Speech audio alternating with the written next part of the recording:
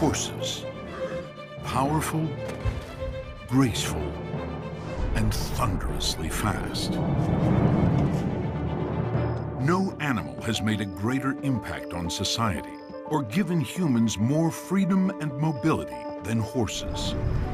The thrill that people still get today from riding a horse at top speed, there's nothing like it.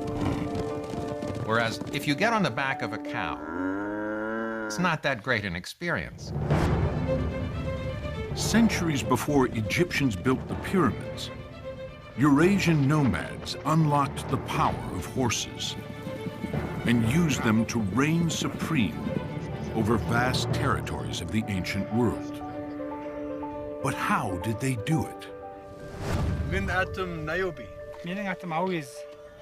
Follow anthropologist Niobe Thompson as he visits the last of today's horse riding cultures and explores archaeological sites and genetics labs, seeking to unlock the mysteries of the world's first riders.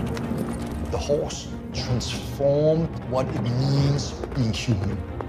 It gave the possibility to explore the world in a way that had never been possible before. But horses could also bring terror at the hands of brutal raiders and even pandemic disease. Time travel back to when prehistoric people began capturing wild horses and rode them like a tide that would forever change the course of human history. First Horse Warriors, right now on Nova.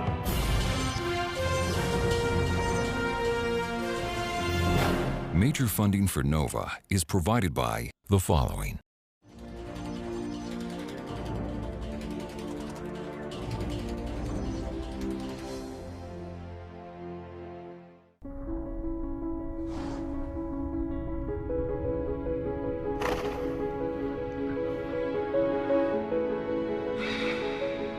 Horses are magnets for our attention. They draw us in, almost demanding we look at them. For most people today, just seeing a horse is a rare sight. Perhaps only a couple times a year, watching races like the Kentucky Derby. But not so very long ago, horses were everywhere, woven into the fabric of our daily existence, in the countryside and even in cities. The city of New York had tens of thousands of horses that were doing all the work that trucks do. And they were also doing all of the work that taxis do today. We don't depend on horses anymore. But few animals have been as important to the rise of civilization. For thousands of years, they were our long-distance vehicles, the muscle and speed we needed to master the world. But how did this unique partnership form? Who were the first people to unlock the power of horses? And what happened once they did?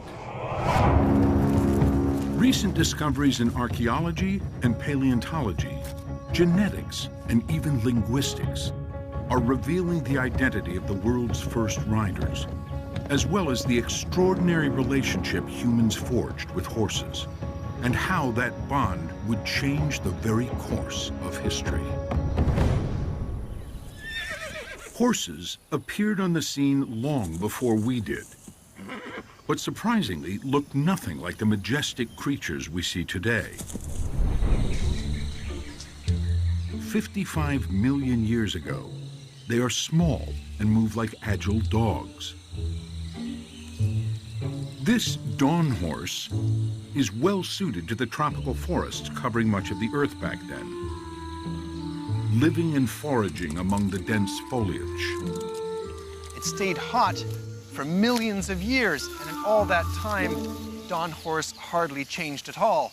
And then, about 15 million years ago, the earth began to cool. And when it does, forested regions distant from the equator transform into open plains covered with grasses. And here, the small dog-like horse evolves to avoid predators. Growing sleek, tall, muscled, and fast.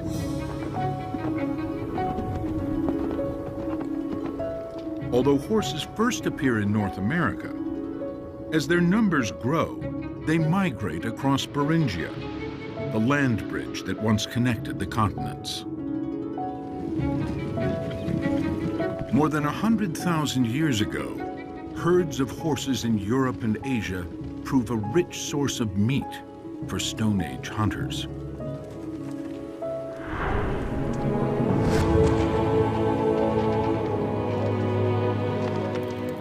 People hunted horses. They're meat on the hoof. They don't have sharp teeth. It's not like hunting cave lions, you know. And early hunters know how to find migrating horses. Horses are relatively predictable animals, and they tend to follow a regular system of water holes and grazing places.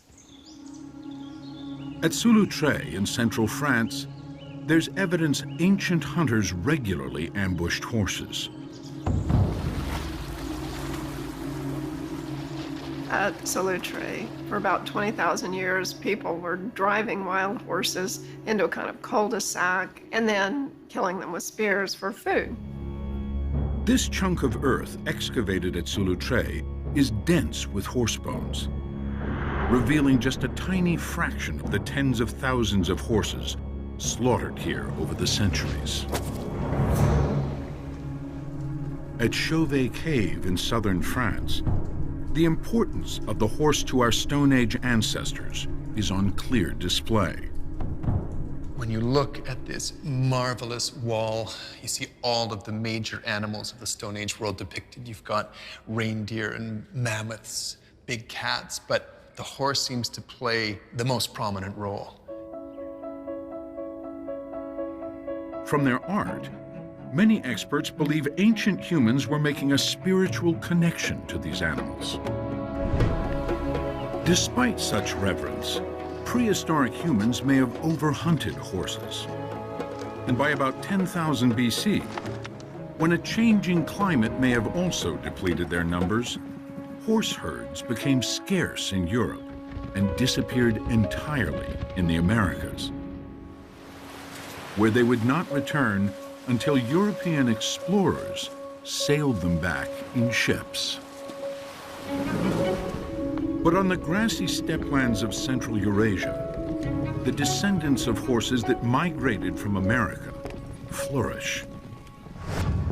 And it's here that many experts believe prehistoric humans eventually discover how to ride them. The steppe refers to this long grasslands plain, stretching over 5,000 miles from the edge of today's Europe all the way to Mongolia in Asia. It's a harsh environment, cold in the winter, hot in the summer, and in many places too dry for agriculture. But you can pasture animals. And these Kazakh herders are following in the footsteps of their nomadic ancestors, who may have been among the first people to capture and ride horses. And Niobe has come here to see what he can learn from them. Assalamu alaikum. Min atum Niobe. Meaning atum Awiz. Raising sheep, goats, and cattle is a rugged outdoor existence. But horses make herding easier, especially when moving grazing animals to new pasture. And Niobe pitches in.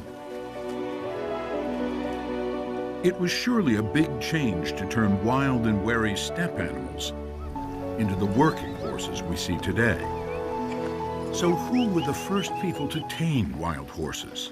And how did they actually do it? 5,500 years ago, the people who lived at this site in Kazakhstan may have been the first culture to master the horse.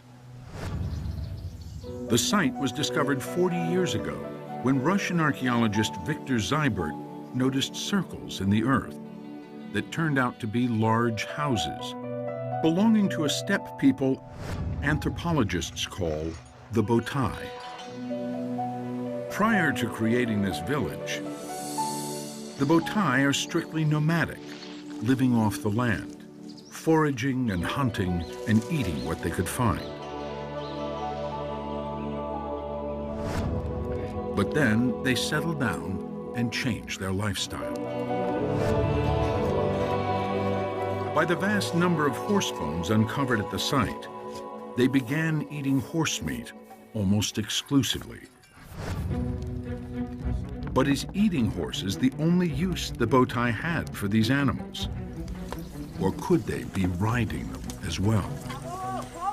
That question has roiled the academic community for decades. He's got a bevel on this side. This is the same guy? Anthropologists David Anthony and his wife, Dorcas Brown, There's the skull. have long maintained the Botai were among the first people to capture and ride horses. And they've pieced together what they believe is convincing evidence by looking for wear marks a riding bit might make on their teeth. A bit is part of the bridle or reins. They can be made of leather or metal, and they go in the horse's mouth just here. So when I apply pressure through the reins, the bit tells the horse what I want it to do. And David Anthony believes he's found evidence of bit wear in the jaws of Botai horses. There is a gap between the molar row and the incisors, and if you put a bit in the horse's mouth, it sits on top of very sensitive tissue. And so by pulling on the bit on one side, you pull the bit down against the gum, and the horse will turn its head in order to avoid that pressure. You pull the rein on the other side, and the horse will turn its head to avoid that pressure. And that's how a creature as puny as a human can control an animal the size of a horse. But a horse doesn't want a bit constantly bearing down on its gums. The horse can use its tongue to push the bit up and put it onto these teeth to get it off of the soft tissue where it can't hurt them anymore. And then in this position, if the horse grasps the bit very firmly between the lower teeth and the upper teeth, it can keep the bit off of its tongue and gums. So we were looking for wear on the front part of the tooth here. They examined hundreds of samples looking for evidence of bit wear. You can see that it's broken. He chewed all the way through this bit. And feel confident they found it. This is a cast of a tooth from the site of Botai that's 5,000 years old. This is the tooth of a modern horse that's been bitted, and both of them have wear on this front cusp right here. Despite this apparent evidence, not every expert believed Anthony was correct. There are people who did not believe that the marks that we saw on the teeth were caused by a bit, because those kinds of features can be caused by natural malocclusion in horses. Beside refuting the bit evidence, other experts argue that images of humans riding horses or chariots do not appear until about 2000 BC, or 1,500 years after the Botai. If the Botai had become riders, surely this would have been depicted in art. So are Anthony and Brown correct about teeth wear as evidence for riding? Archaeologists digging at Botai village have been hoping to find other evidence that the Botai had become riders. They know that people are smoking, cooking, and eating vast quantities of horse meat. And they found large concentrations of horse dung and holes from fence posts, indicating the Botai are keeping horses in corrals, something David Anthony believes makes sense for a culture that had become dependent on horses. It's easier to kill a horse in a corral than it is to find the horses, go out to the place where you have to ambush them, kill them there, and lug it back to your settlement site. It would be a lot more convenient if you just had horses in a corral, and you could go out and get one whenever you wanted a meal. Besides serving as a food larder, the corrals could also mean the Botai are breeding and domesticating horses, like other cultures are doing with cattle, sheep, and goats, living off these animals for milk, meat, wool, and other products. If the Botai are domesticating horses for the same reasons, this would naturally bring greater interaction and familiarity, making attempts to ride them much easier. And archaeologist Alan Outram set out to prove the Botai had domesticated horses by focusing on milk.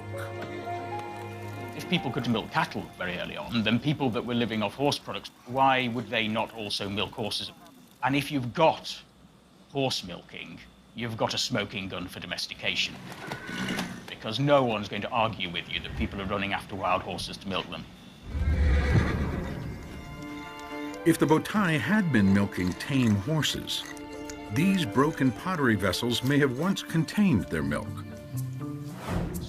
So Outram brings them to this lab at the University of Bristol.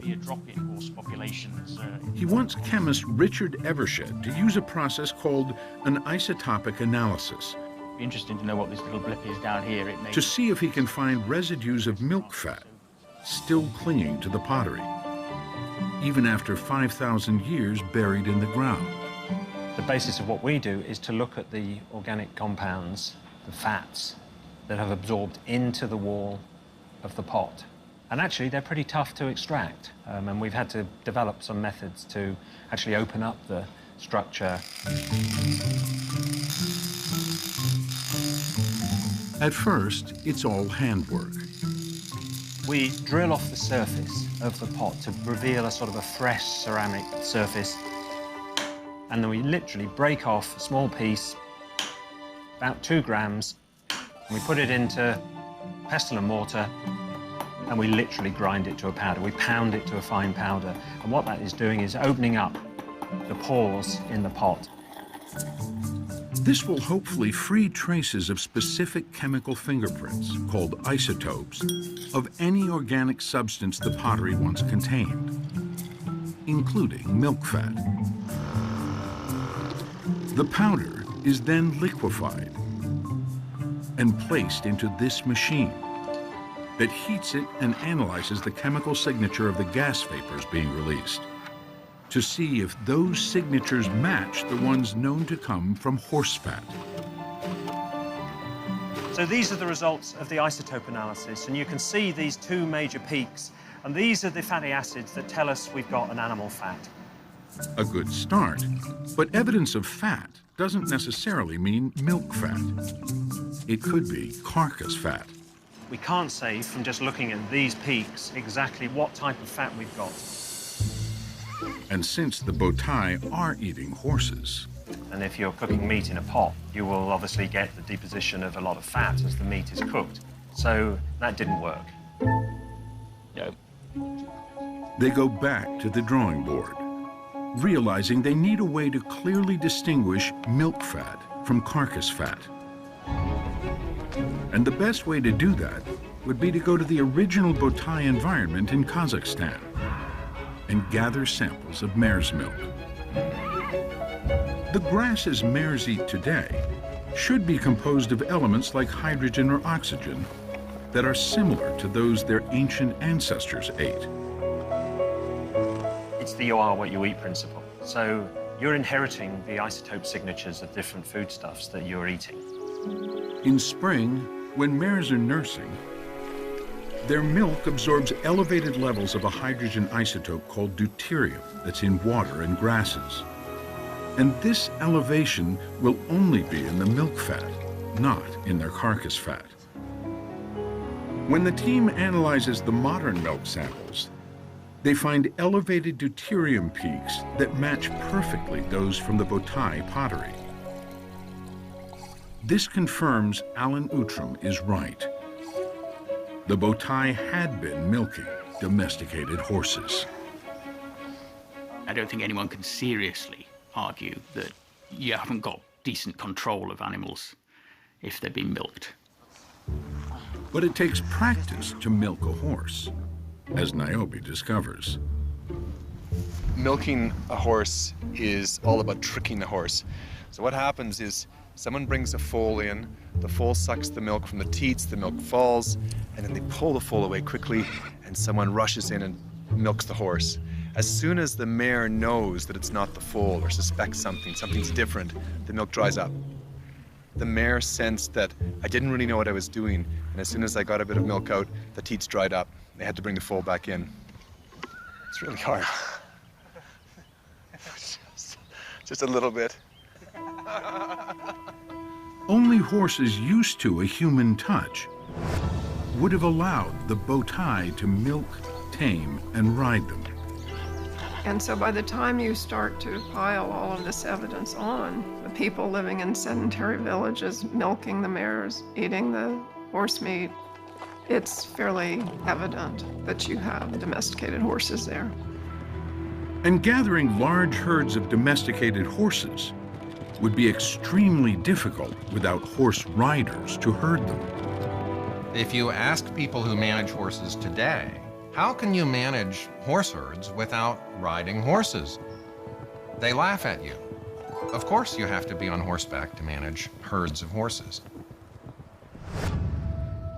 So despite their doubters, all the evidence points to Anthony and Brown being correct. The bow tie were riding horses. But how did the bow tie convince large wild animals to let them climb on their backs? You choose the docile animals. So you would approach a horse, and if it ran away, you didn't get it. But if you approached a horse and it was sort of curious and interested, then you could begin with that horse and then go build on from there, build a whole herd from there.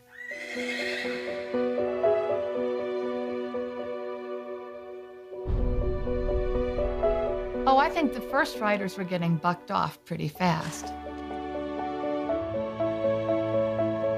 But once they figured it out, why not go long distances? Especially in the steppes, you know? You always wonder what's over that next horizon. I think that's what was going on. They wondered what was past that next horizon. Riding. The bow tie's prey has become their companion.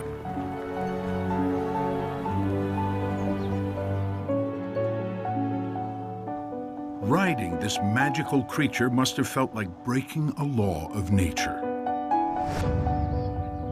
Now, the bow tie can herd more animals and trade with distant cultures. Their horses prime them to become the most dominant force on the steppe. You would expect the Batai people with the advantage of horseback riding to have really thrived, and it looks like they did great. They had these large conglomerations of people living in these big settlements. They were feeding themselves magnificently. But after 3000 BC, they pretty much disappeared. What became of the bow tie and their horses? Archaeologists have found little evidence or even human remains in the village that might help them understand their fate.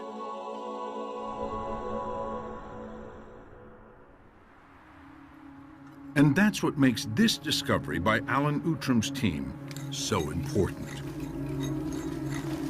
A fairly intact bow tie skeleton. We can't stress how rare human remains are at this site. Their hope is that these bones will yield DNA that geneticists can trace to later populations that may have absorbed the bow tie and become their heirs. Recovering ancient DNA is extremely difficult. But Danish geneticist Eske Villesjø has earned a global reputation for finding and sequencing the genomes of our oldest ancestors. And he's come to Batai village to see if this rare skeleton looks like it could yield DNA that has survived the ravages of time. Hey guys. Hey, so you found the human, huh? Yes. But you have no idea how much of the skeleton is there, huh?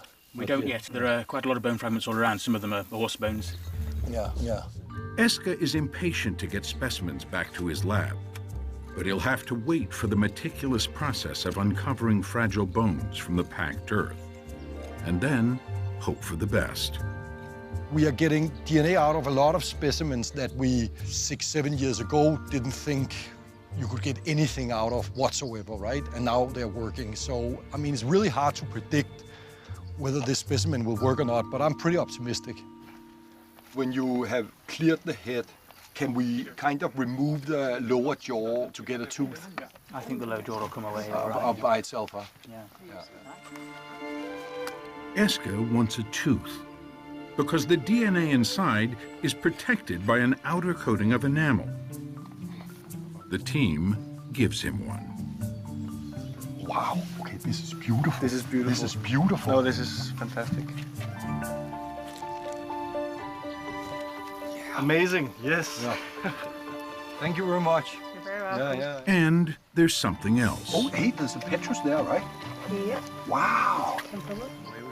The petrus, a small bone that's part of the skull near the inner ear, is a fortuitous find.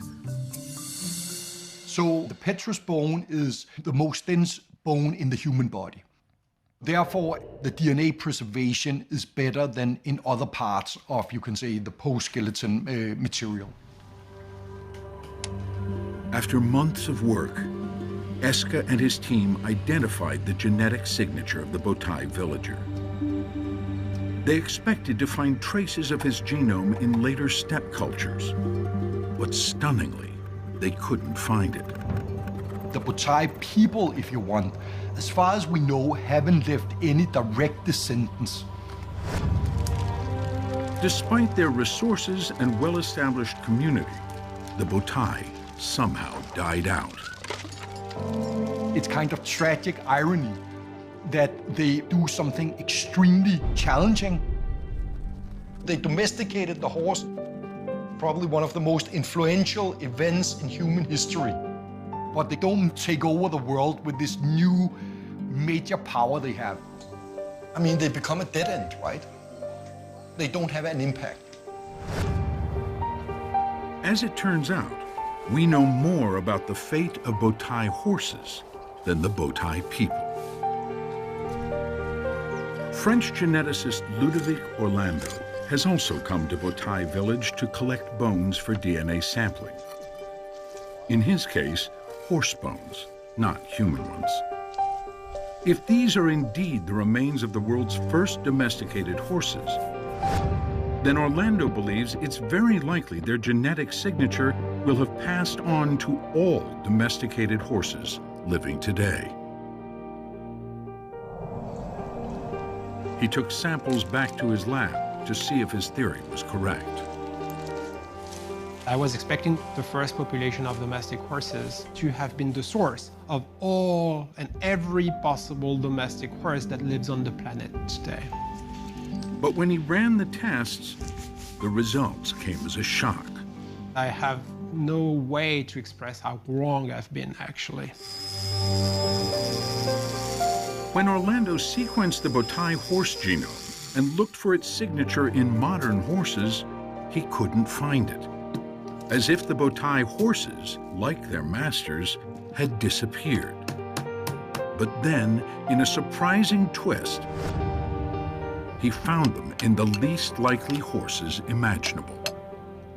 The big surprise is that it's a Przewalski horse. The Przewalski horse. For centuries, these unique-looking horses were thought to be the last and only wild horses on Earth, living in a remote area of Mongolia.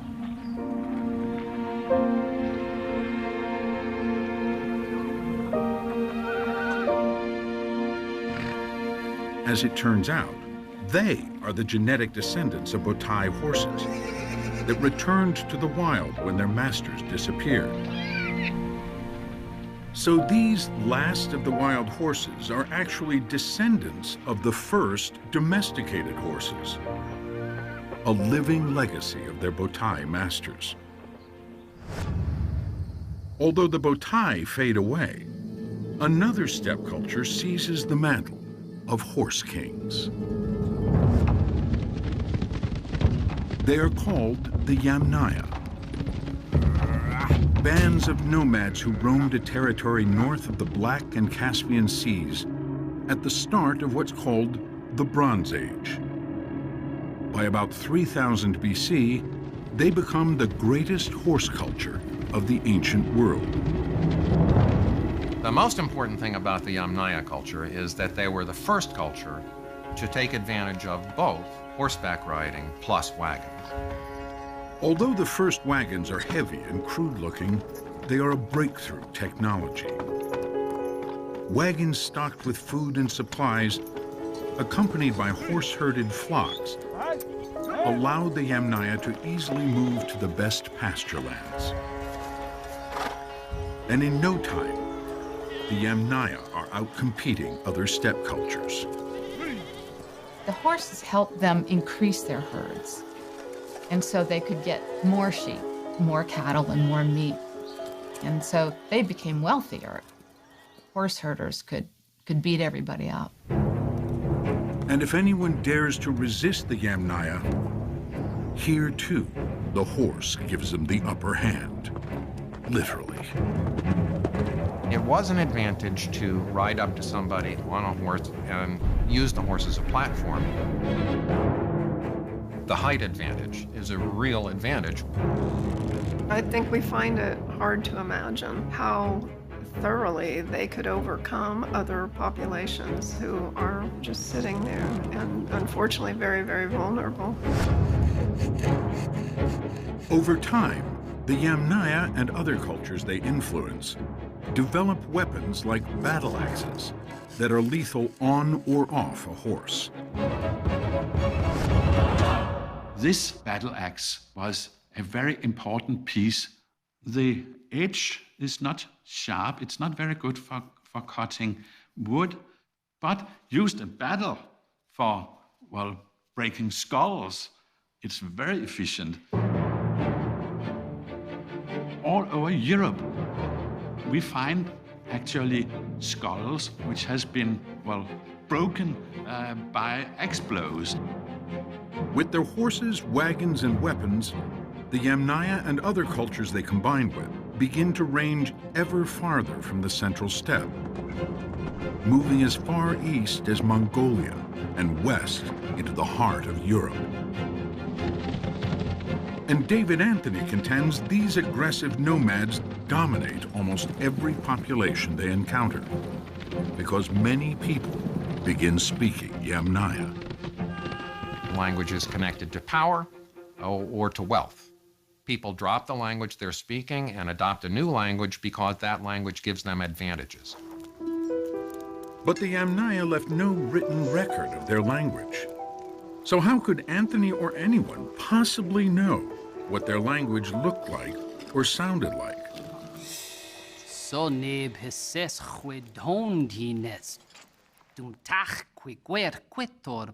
Andrew Bird believes these words are close to those spoken by the Yamnaya. He's made up the story, but can trace the words back to the time they were first spoken, and then reconstruct the language they came from. Linguists have long maintained that many languages in Europe and Asia, including ancient Greek and Roman, Romance languages like French and Spanish, Germanic languages including English and the Scandinavian languages, even Russian and Indian Sanskrit, all derive from a common language source. If you look at languages like English and Latin and Greek, Sanskrit and Russian, and you start to see these words looking very, very similar to one another. For example, if you look at the word for brother within English, it's brother. If you jump down to ancient Rome, it's frater, as in our word fraternity. If you go to ancient India, it's bratar. And if you go to ancient Greece, you have pretor. And you could see that these words look so overwhelmingly similar. They have R's after some sort of B or P-like element. They have a T sort of thing in the middle of the word. They all end in R. And the fact that all of these things look alike can't be by chance, leading us to the only sensible conclusion is to say that these all were inherited from an ancient language. Linguists call this source language Proto-Indo-European. They can take a word like is and trace its spelling and sound pattern back through past languages to approximately when the word first appeared. They can do this with many words, like father.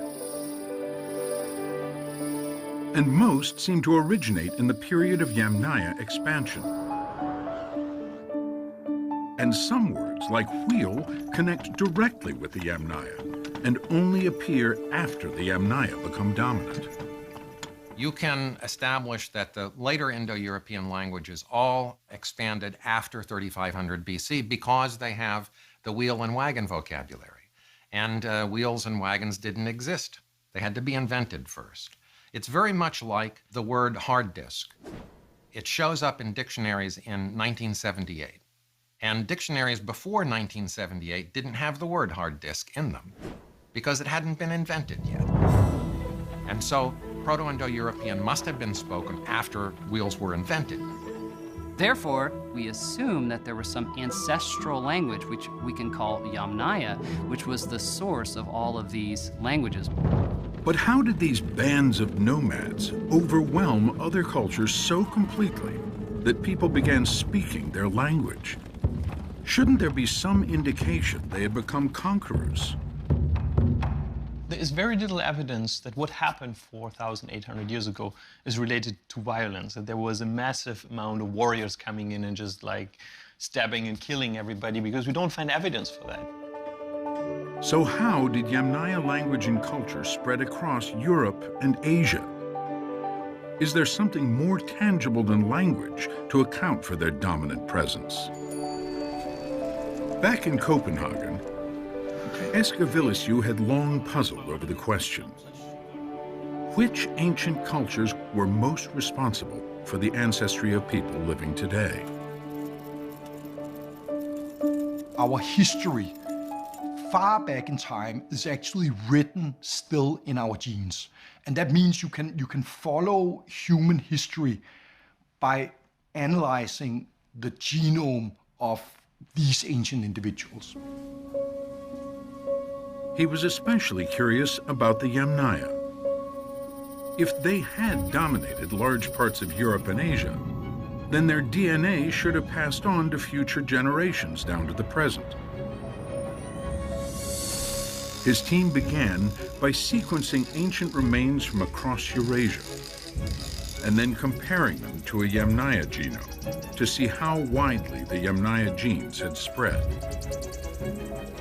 They then compared this data to the genomes of modern populations and put the results on what are called PCA plots.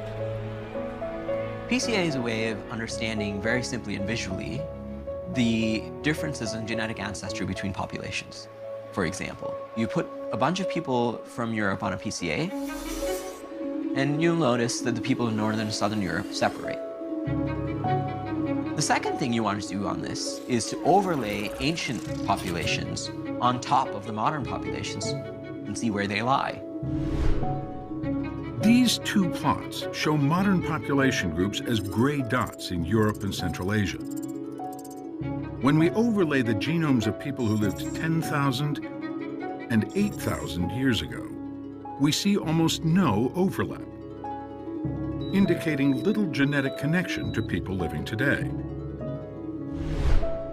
But in this plot, representing the approximately 5,000-year-old Yamnaya expansion, the dots overlap significantly, meaning today, millions of people of European and Asian descent owe their ancestry to Yamnaya nomads of the Eurasian steppe.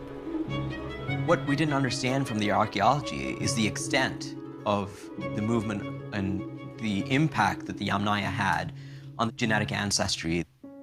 But now we know that up to 50% and 30%, respectively, of the genetics of Europe and South Asia are directly descended from that of the Yamnaya.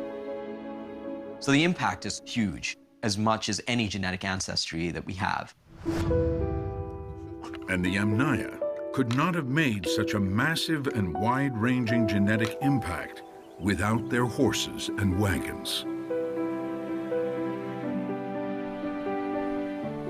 Anthropologists like Anthony were right that the early Bronze Age is characterized by this very significant movement of the Yamnaya peoples on horses that are very speedy, very fast into northwestern Europe and Central Asia. And they're bringing with them, of course, the genes, the culture, and the language. But the majority of archaeologists, didn't believe this was the case. 6.5 years old. For Anthony and Brown, this was vindication. The Yamnaya had been masters of their universe. We were very happy. We were smiling and laughing and going, oh my God, I can't believe it's that big. But I was pretty sure these guys were roaming all over the place. But a big question remained. It appears Yamnaya numbers are small compared to the size of the populations they encountered. So despite the advantage their horses gave them, Eska wondered if there could be other factors that weakened the populations they dominated. And first we thought, well, maybe it's some kind of climatic changes, and we went, through the climate records, and we couldn't really see anything very dramatically. And then there was one of the archaeologists on the team said, well, what about diseases, right? So we thought, well, let's look for pestis. Yersinia pestis, the plague. During the Middle Ages, this lethal pandemic killed over half the population of Europe.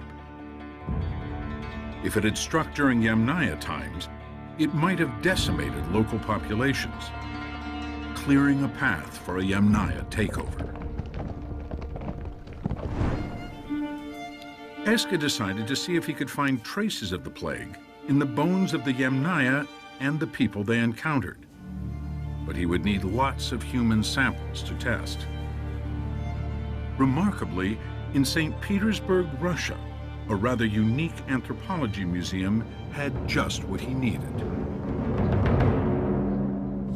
Some of the museum's displays have a Ripley's Believe It or Not feel to them. But the real treasures are in storage, as Niobe finds out firsthand. If you're after DNA from any part of the former Soviet Union, this is the place to come. The Museum of Anthropology that Peter the Great founded over 300 years ago, the Kunstkamera. So for centuries, Russian archaeologists have been coming back to these storerooms with their discoveries. And today, well, the collection of human remains is astounding. There are hundreds of skulls and skeletal remains from different time periods and throughout Asia and Europe. Oh, wow. Okay. This is a large collection. And Eska has convinced the museum's archaeologist, Slava Moiseev, to let him take back scores of teeth and petrous bones to analyze in his lab.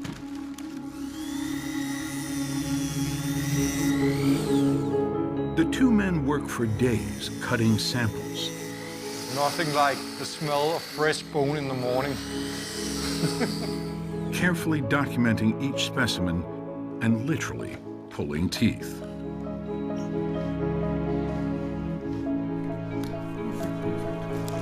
Moiseev has one group of Yamnaya samples he knows Eska will want. This is rather strange burials because mostly people had just single burials, and this consists of 7 individuals. It's quite unusual. Oh, wow. Group graves became common for later era plague victims, so these samples will go to the top of the stack. In the end, the museum, like the Tooth Fairy, bequeaths Eska a gold mine of samples. And sure enough, many contained genetic evidence of the plague. We start screening, and bang, it just jumped out, right? I mean, so we saw fragments of it, and then we said, wow, this is basically evidence of pestis and plague epidemics 3,000 years before any written record. So it was an amazing result. The evidence shows the plague begins in the steppe, possibly in Yamnaya communities, and including the family of 7 buried together in a single grave.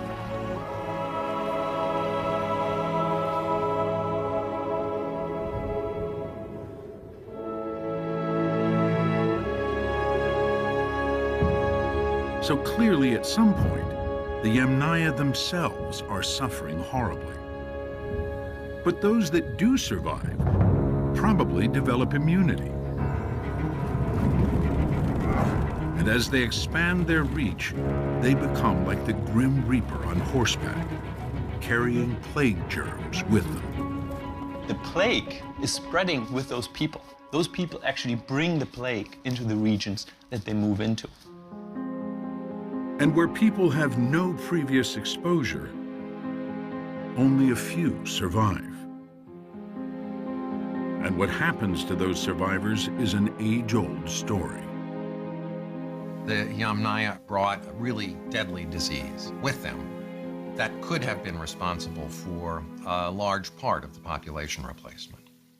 There are other ways, though, of course, to replace a population other than disease. You can directly kill them. And it does look like the survival of males was much less than the survival of females. You find Yamnaya tribes that regularly engage in raiding, killing the men, and taking local women. And using those women to produce Yamnaya offspring. The ancient world could be a very unpleasant place. When I started this project, I had this very romantic view of the whole thing and kind of, dreamt about, living myself during the Yamnaya times, right? I have changed that conception. I'm happy to live now. The full impact of the Yamnaya's culture, language, and genetic dominance would take centuries, passing down to other cultures they combined with. It's sort of a slow rolling process. It's not like one group of people is just packing up their bags and moving off to Iberia or England or South Asia or India or wherever you want to go. But they're meeting large groups of people who are farming and doing their thing. And then there's a hybrid culture that evolves and a hybrid genetic ancestry that evolves. And these people then subsequently move to other parts of the world. But back on the steppe, the Yamnaya continued their nomadic ways and inspire later steppe people to take horsemanship to a whole other level. If we go back to the steppes where Yamnaya came from, horses continued to be extremely important, and in fact, a new form of military vehicle was probably invented by the people in the steppes around 2000 BC, the chariot. Pulled by swift horses, the chariot is the first high-speed vehicle, and many ancient cultures begin using it in battle, especially on level ground like deserts.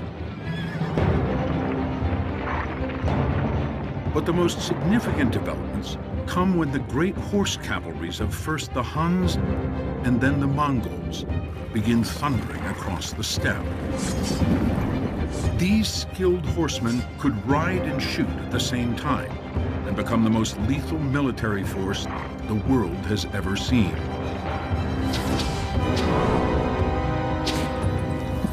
Capable of bringing armies and whole cities across Asia, Europe, and the Mediterranean to their knees. Although these steppe warriors emerged centuries after the Botai and Yamnaya, their roots go back to those first riders and their mastery of horses.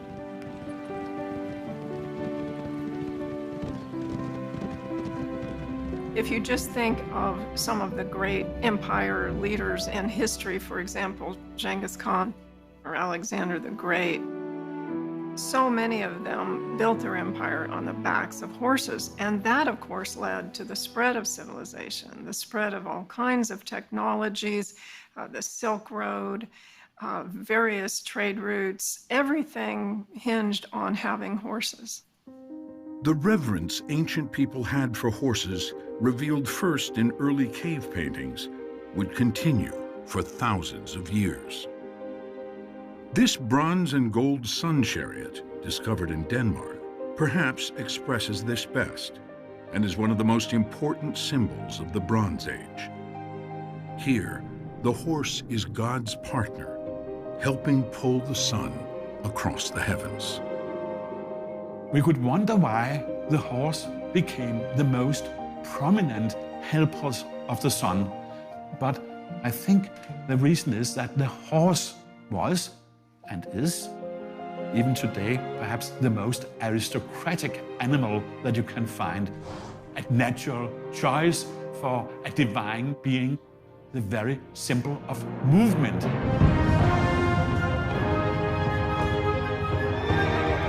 Getting the first time on a horseback here and being able to just feel the speed and the distance you can cover. You can say the whole possibility of exchanging knowledge, understanding the world you are in. It's a game changer, right? It's a game changer in human history. For nearly 6,000 years, horses have been the human race's special companion. Our extra muscle, our overland vehicles, and symbols of power. Horses gave us the freedom to move, and that freedom changed the very nature of human life. For all we puny humans lack, horsepower made up for it.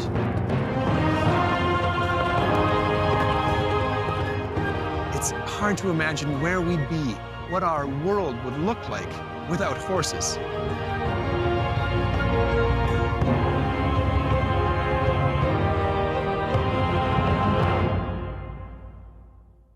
Major funding for NOVA is provided by the following.